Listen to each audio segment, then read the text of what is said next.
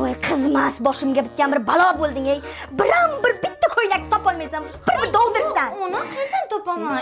Top, bitta ko'ylak bo'lsa ham top. Ay, egachi, kim bor? Kimdir bormi? O'tdi.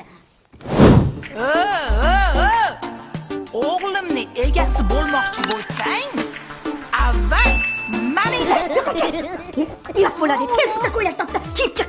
Nima farqi? Voy, assalomu alaykum. Ha, endi sizda bir gul bor ekan, bizda bir bulbul bor. Shu bog'ingizdan shu gulni o'zigani keldik. O'rgilay. O'zi qizingiz biron bir ish qilishni biladimi?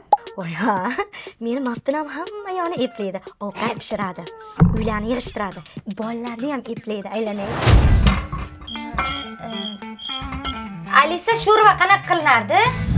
Sho'rva tayyorlash uchun avval go'shtni suvda qaynatib, yog'ini olib tashlang. Keyin piyoz, sabzi va pomidorni qovurib go'shtga qo'shing. Pomidorni terisi bilan soslangiz. Bo'ldi. Uyimiz doim Saramjon va Sarishta. Voy, yo'qchisi yalagudek qilib qo'yadi. Menga ish qoldirmaydi. Alisa, pilisosi yoqib yubor. Yoqyapman.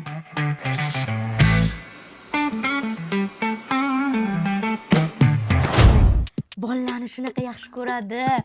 Jiyanlariga o'zi ertaga aytib berib, qo'shiq ham aytib beradi.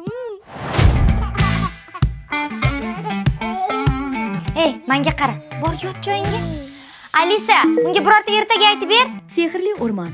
Bir paytlar o'rmonda sehrli daraxtlar va gullar yashardi. U yerda kichkina qizaloq Guloy yashardi. U har kuni ertalab o'rmonga borib, gullar terib, qushlar bilan gaplashardi.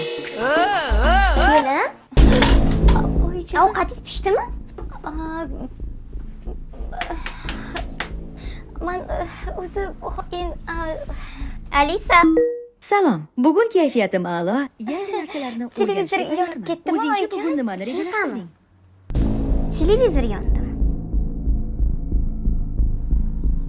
Qo'ysangiz-chi, nima qilasizlar? Men ham Alisadan foydalanaman o'zi.